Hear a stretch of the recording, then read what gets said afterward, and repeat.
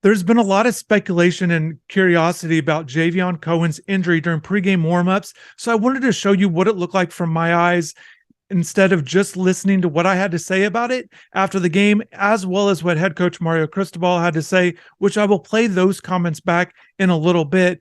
But again, drop in the comments below. Let me know what you think about this injury. Is it something serious or is it something just not to worry about? Again, fall practices aren't until August. I didn't think that there was any reason to rush him out there. And after watching it back again, my instant reaction still holds true. And the fact that I didn't think it was serious, I just felt like it didn't feel right to him. But again, anytime there's any sort of injury with an offensive lineman in particular, I know a lot of people are curious and wondering what will it be, because I think many people were still expecting Zion Nelson to come back, even though that he was limited last year, didn't get to play a lot. I will get more into Zion, but again, with Javion, I think he's got a chance to be Miami's best offensive lineman after 2 years at Alabama.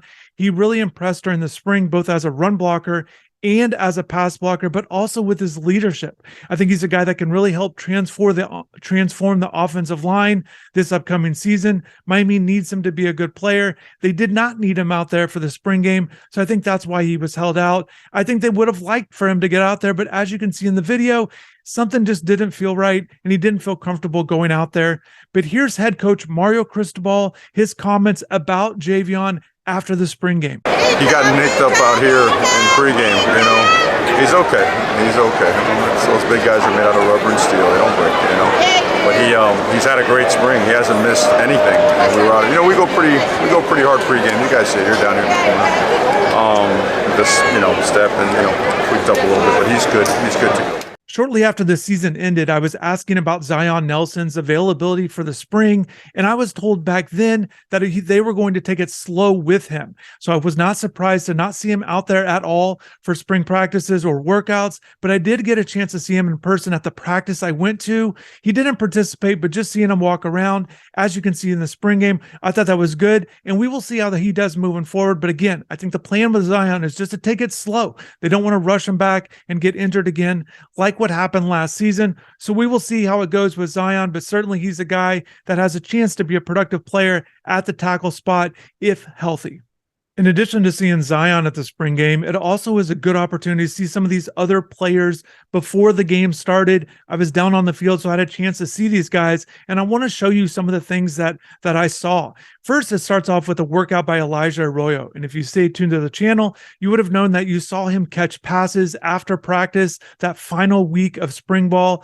But again, going through another workout, and what stood out to me with this workout, and again, I saw Elijah catch passes in individual drills during a practice in the final week, so that was good to see. But in this workout, I noticed he didn't have his knee brace on, so I think that's certainly a good sign for him. I thought he ran well just in these workouts before the spring game, getting another training session in. And again, the way it looks with Elijah, I think he's definitely going to be able to make an impact. Even though he missed spring ball, I think he's going to have a chance to really get into it when summer workouts begin. And certainly, I think he's got a chance to be one of Miami's breakout players in 2023. As far as another player that was working out with Elijah, and that's linebacker Chase Smith. It was the first time that I've seen him work out. You see, he's got the knee brace on, but it was good seeing him move around. He didn't play much last year, and certainly he's got a ways to go in terms of having a large role on the team. However, I think he's got a chance, when healthy, to get back on the team in terms of having a role, whether it's a smaller role as a special teams player or maybe a reserve linebacker, but certainly with what Miami has at linebacker coming back, I think Chase is going to be behind those guys, even if he is healthy. But again, it's a stair-stepping process for a guy like Chase who just wants to get healthy, and then he can kind of get himself on the field having some sort of role. Throughout the spring, there was no position group that was decimated by injuries or players not being available more than the defensive line, and that begins with returning starter defensive tackle Leonard Taylor.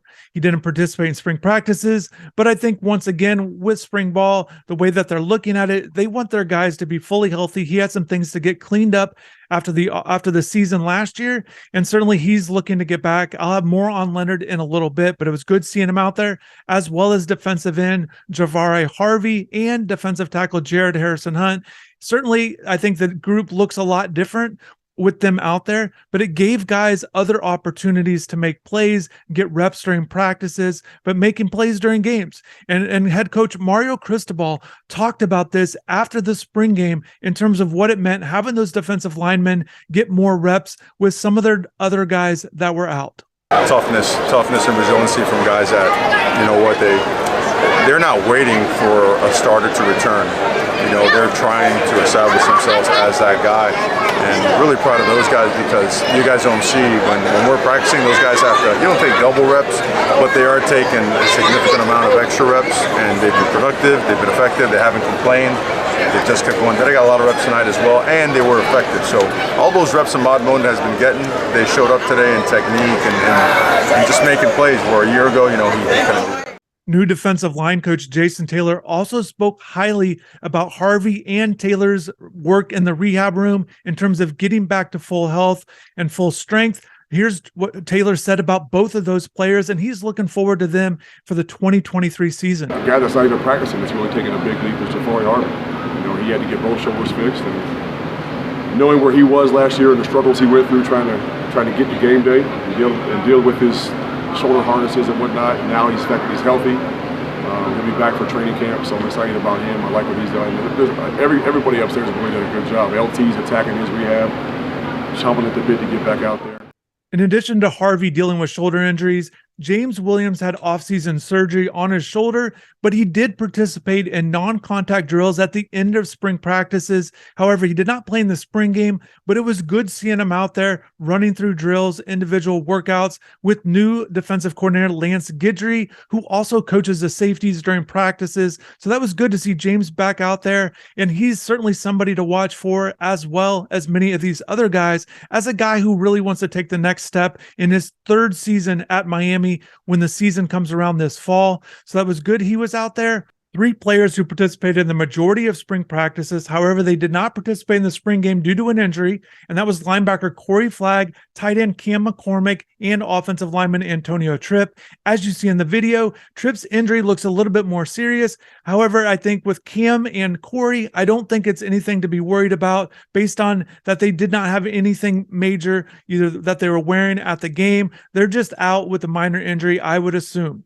One guy who I know many of you are curious about and wondering if I was going to talk about, and that's freshman running back Trevante Citizen, coming off the knee injury last year. You know, he was going through a really good progress during off-season workouts in December, January, right around the end of December, really doing well, doing some light jogging and things like that. Things were progressing well. However, I can say he had some sort of a setback, and he was in a heavy knee brace late in spring practices when I went to it. And also some of you saw it in the spring game. He still had that knee brace on. I did not see him go through workouts at the practice I went to like I did with some of the other injured guys. However, it's just something to monitor moving forward. And I do think that this coaching staff wants to take it slow with Trevante.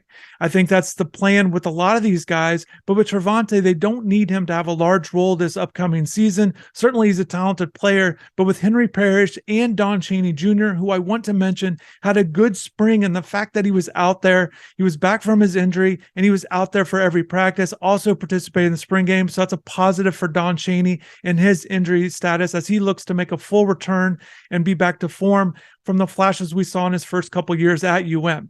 So with Trevante, I think they'll take it slow. They also have a running back coming in, and Mark Fletcher, as well as Christopher Johnson from Dillard High School with plenty of speed. So look for those guys. So Trevante can come along. If you like this video, if you have comments on any of these injuries, you're curious about it, or if you're looking for more up-to-date information on injuries, definitely subscribe to InsideTheU.com, where we provide plenty of insight on the team on a real-time basis. So definitely check that out. I really appreciate you guys watching this video. Stay tuned for more off-season coverage of the Miami Hurricanes. Thanks for watching, and take care.